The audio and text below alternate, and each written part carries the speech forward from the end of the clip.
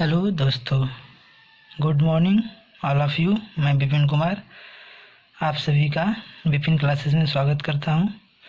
आज हम जानेंगे बेसिक टर्मिनोलॉजी इन बायोलॉजी। जीव विज्ञान में आने वाले जितने भी बेसिक शब्दावलियां हैं उनके बारे में जानेंगे, किसका क्या मतलब होता है। चलो दोस्तों, तो शुरू करते हैं।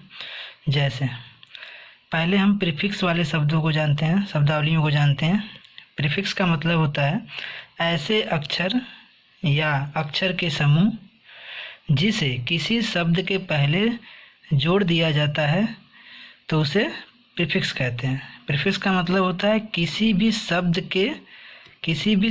के पहले ए अक्षर या किसी भी आने वाले अक्षर या शब्द को जोड़ दिया जाता है। जैसे हम ए प्रीफिक्स वाले शब्दों पे ध्यान देंगे। ए किसी भी शब्द के साथ जुड़ जाता है तो उसका मतलब हो जाता है विदाउट। विदाउट का मतलब होता है उसके बिना। जैसे ए सेलुलर का मतलब हो गया, सेलुलर मतलब होता है कोशिका, ए माने हो गया विदाउट। अर्थात हम क्या कहेंगे, जिसमें कोशिका न हो, बिना कोशिका के हम बोलेंगे ए सेलुलर।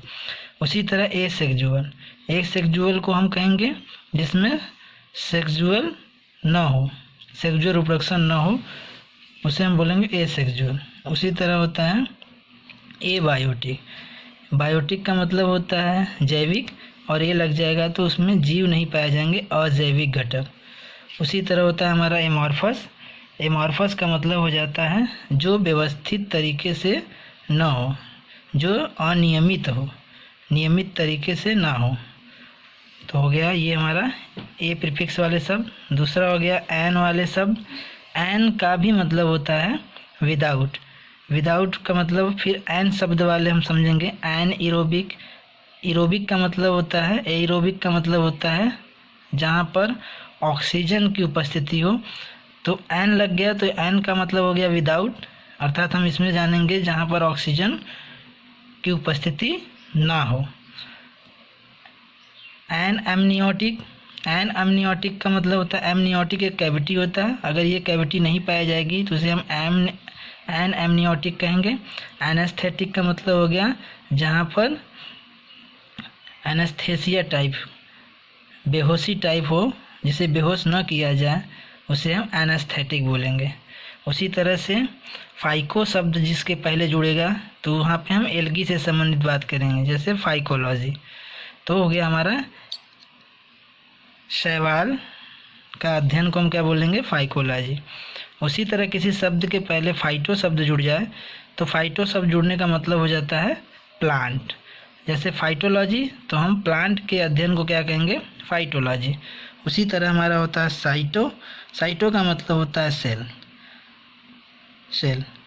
अर्थात हम इसमें इसका एग्जाम्पल देखेंगे साइटोलॉजी, अर्थात कोशिका का अध्ययन को हम बोलेंगे, कोशिका के अध्ययन को बोलेंगे साइटोलॉजी। उसी तरह सील मीन्स होता है गुहा, और सेल मतलब होता है कोशिका। साइटो मीन्स होता है सेल और सील मीन्स होता है गुहा, अर्थात कोशिका के अंदर पाए जाने वाली गुहा को साइटोसील कहा जाता है।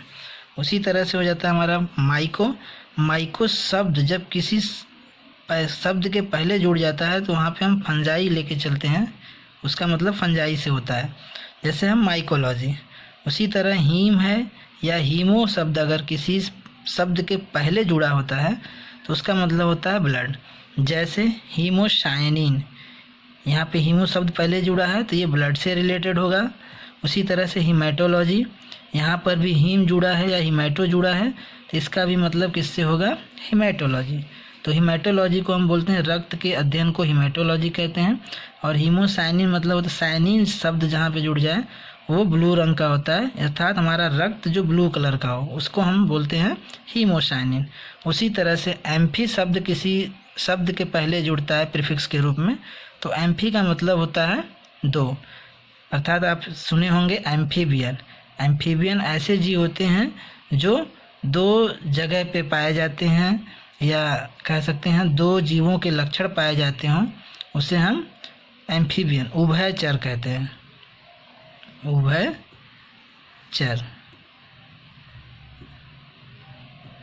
अर्थात ऐसे जीव जो जल व स्थल दोनों पे रहते हो, जल में भी रह लेते हों और स्थल पर भी रह लेते हों, ऐसे जीवों को एम्फीबियन। तो टू का मतलब हो गया दो जगह, दो बात की जाएगी, जल और स्थल की।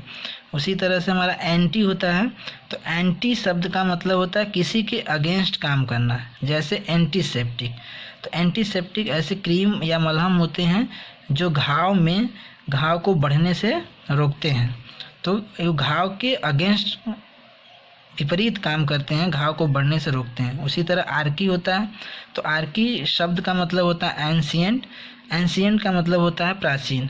तो उसी तरह से हम इसमें एग्जाम्पल देखेंगे, तो यहाँ पे आर्कियोलॉजिस्ट, यहाँ पे आर्की शब्द जुड़ा हुआ है, इसमें भी आर्कियोलॉजी आर्की शब्द जुड़ा है। तो आर्की का मतलब हमने बताया, आर्की का मतलब क्या होता है एंशिएंट।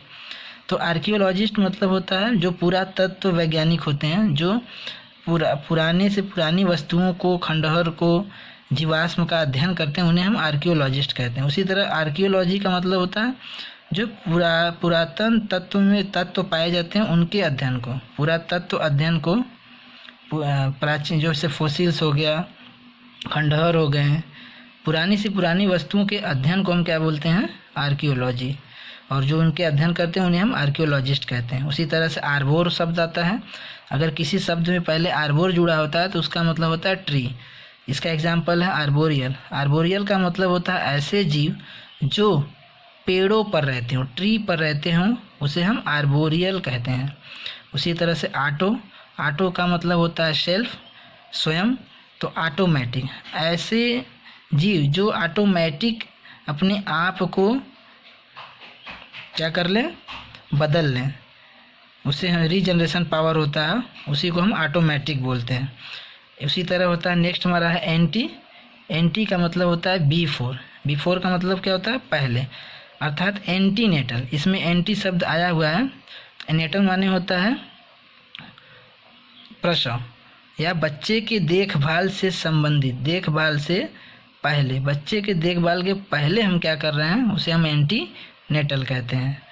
ये सारे जो शब्द हैं हमारे acellular, asexual, abiotic, amorphous, anaerobic, amniotic, anaesthetic, phytology, ये सारे शब्द, cytosol, haemicology, haemocyanin, haematology, amphibian, antiseptic, archaeology, arboreal, automatic and antenatal, ये सारे शब्द हमारे बायोलॉजी में आते हैं, जिनका हमें मतलब जानना बहुत ज़रूरी होता है। यदि हम इनका अर्थ नहीं जानेंगे तो हम इनके आए हुए शब्दों को पहचान नहीं कर पाएंगे, और हम हमेशा बायोलॉजी में कंफ्यूज रहेंगे कि इसका मतलब क्या होता है। हम याद करने के चक्कर में रहते हैं, इसलिए याद करने की ज़रूरत नहीं है, इसे हमें समझने की ज़रूरत है कि किन शब्द का मतलब क्या होता है।